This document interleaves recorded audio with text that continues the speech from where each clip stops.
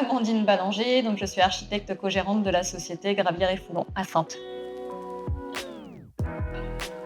On est, 5, 5 actuellement, donc 2 architectes co-gérants. On a, des dessinateurs, ce qu'on appelle aussi des collaborateurs d'architectes qui travaillent, avec nous.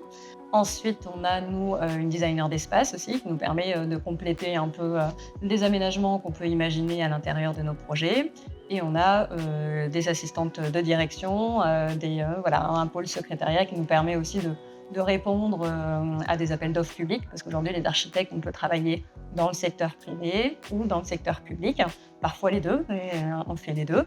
Donc il faut avoir aussi, des secrétaires ou des assistantes qui nous épaulent aussi pour monter des dossiers qui sont parfois un peu lourds. Et après donc moi je suis architecte maître d'œuvre aussi.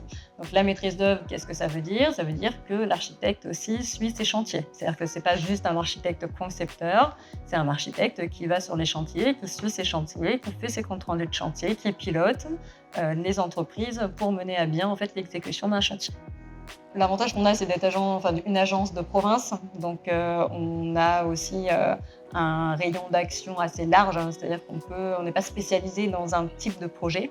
On est capable de faire de l'extension de maisons d'habitation, on est capable de faire un projet d'école, de faire un dojo, de faire, une maison de santé, des logements, voilà, on a aussi, des typologies de projets qui sont très variables, ce qui fait qu'on s'ennuie jamais parce qu'on a à chaque fois des programmes qui sont différents. Donc notre analyse, doit être différente. On doit répondre à des objectifs différents. Les maîtres d'ouvrage sont différents. Ça peut être des maîtres d'ouvrage privés ou des maîtres d'ouvrage publics en fonction des projets. Donc non, j'ai envie de dire, on a de la chance d'être architecte en province parce qu'on arrive, voilà, à faire ce qui nous plaît et puis avec des typologies très différentes qui nourrissent à chaque fois notre conception et qui, nous permettent d'aller plus loin.